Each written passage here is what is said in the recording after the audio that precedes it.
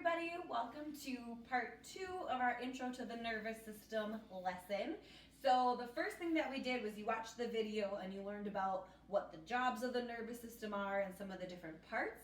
This one we're focusing in on the brain and what the different sections of the brain do. I did not draw this. You have seen my drawings in class. My husband drew this, so we'll have to thank him later for our beautiful diagram.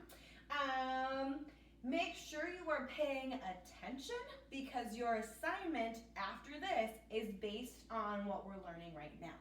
Okay, so you can pause it, you can take notes, or just listen really intently so that you know what we're talking about. So what we're going to do is I've got a bunch of different markers and we're going to break up the brain into its different pieces because the different pieces actually control different things that you do, which is why if you get a brain injury, it could affect a bunch of different things depending on where your brain gets hit. Okay, so we're going to kind of start at the bottom and work our way all around the top. And I'm going to try to write really big, and then at the end I'll do like a zoom in and you can see all of the different pieces. Okay, so just so we're clear, this is a side view of the brain, okay? We're not looking at it from the front, we're looking at it from the side, okay? So this would be like the front of your skull, this would be the back of your skull, and this is gonna be connecting down to your vertebrae, okay? And that's where we're gonna start because that's a really important piece. So this right here, I'm gonna outline it in blue. Sorry, Dan, I'm gonna be ruining your beautiful drawing. This is called, I'm going to leave it right over here, your brain stem. And what that does is it's going to connect everything up here to all of the rest of your body. So remember back to the video that you should have just watched. We talked about how your brain is going to send signals and receive signals from the environment and then send signals to respond to that, right? If your brainstem is not connected, that's not going to happen, okay? So that's like the bridge. It connects your brain to everything else, okay? Let's switch colors here. We're gonna talk about this spot, and I just have black, and I'm doing black because it's all these different lines.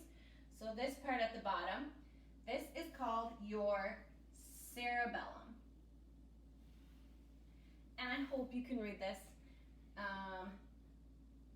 My writing is not the greatest on the whiteboard.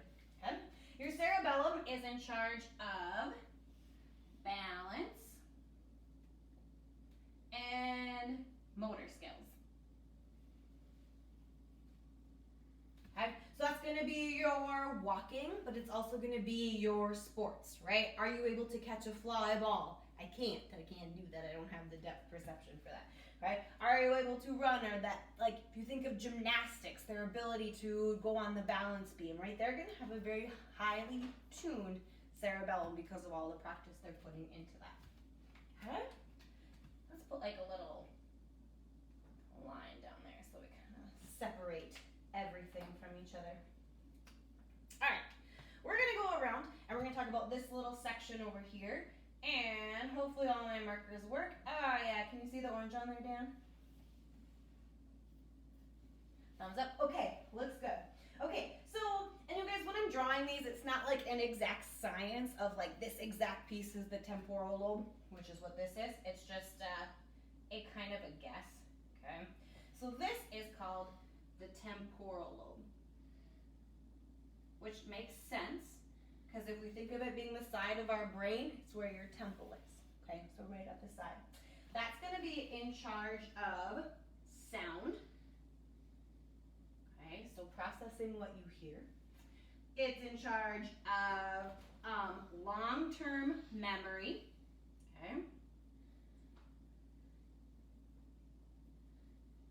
And another really cool thing it's in charge of is facial recognition. So the ability to walk into a classroom and recognize who your classmates are. And this one is kind of crazy because I heard about a documentary once where a girl had actually damaged this part, and so she didn't have the ability to recognize people's faces.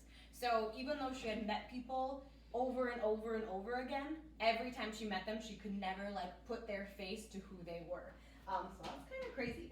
So we'll put face recognition on here too, because I feel like that's something we kind of take for granted. Recognition. And again, if you can't see this, I'll zoom in at the end very slowly. We'll take like a walk around. Did I spell that right? Face recognition. Okay. All right. Fourth on the list, we have a section right over here. This would be like at the back of your skull, right? And this is your occipital lobe. Occipital. I don't know why they're called lobes. It's just like the pieces of the brain. Okay. This is your vision. Okay. So that's going to be, you actually have this nerve, and you might have heard of it. It's called the optic nerve, and that's going to come up through the brainstem. So everything that you see gets processed through the optic nerve and brought back into your occipital lobe. Okay. So that's how people are able to see and process those like wavelengths. We only have two more. I'm like out of breath. I'm out of teaching shape, you guys. Like, whoo. Okay. So we've got this huge region over here. Kind of, oh no.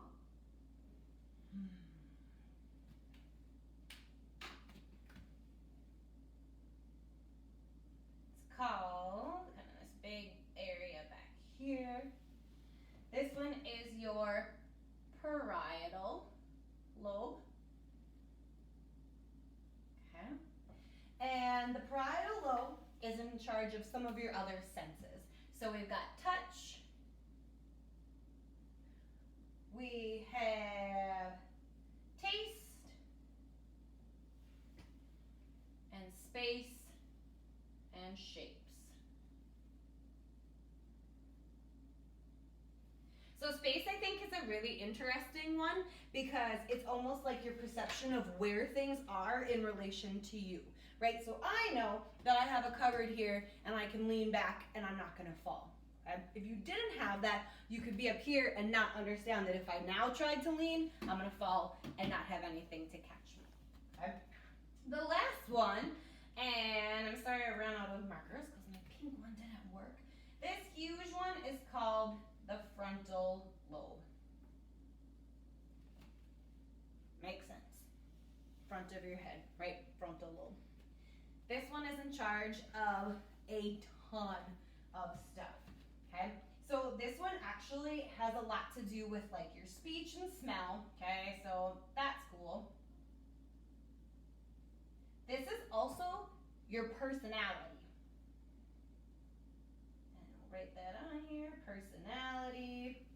This is gonna be like your thinking, you're understanding good versus, hopefully they can hear me when I'm doing this one, okay.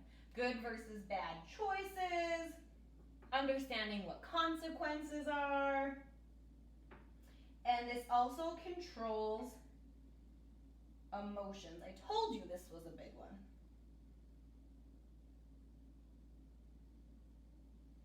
Okay, so speech, smell, your personality, your ability to think, to process, to understand different situations, to know if something is a good or a bad choice, understanding, okay, if I do this, this is a consequence, and regulating your emotions.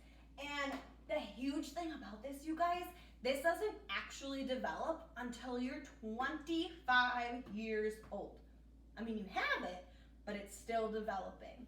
So this piece, the good versus bad choices, emotional, regulating, right? You are still learning how to do that. Your brain is still developing that piece, right? So like, I'm not saying you can blame science when you make a mistake, right? But maybe you could use it 1 or 2 times with your parents. Like, my brain's still developing. I don't know, right? It's kind of like the whole thing. Have you ever sent out a text that you immediately regretted, right? That's part of the processing center in your frontal lobe. It's saying, okay, wait, hang on, probably not a good decision. Okay, so that develops as you get older, and it takes practice, right? Just like other things in your brain take practice too. Your cerebellum, the movement piece, right? That gets stronger as you get older. You aren't born knowing how to walk. Okay, so all of these pieces get stronger and they develop as you get older. Okay, I'm going to grab the iPad. I'm gonna do a close-up of all of these, so if you need to see, if you can't quite see what I wrote, I'll go around all of them and use this for your assignment. Is it gonna be weird if I walk up? That's okay. They're used to me being weird. All right. So we'll start at the bottom. Right, here's your brainstem, connects everything. Cerebellum, occipital lobe, temporal lobe by your temple, parietal, frontal. Okay. If you have any questions on these, jump on Teams and I can help.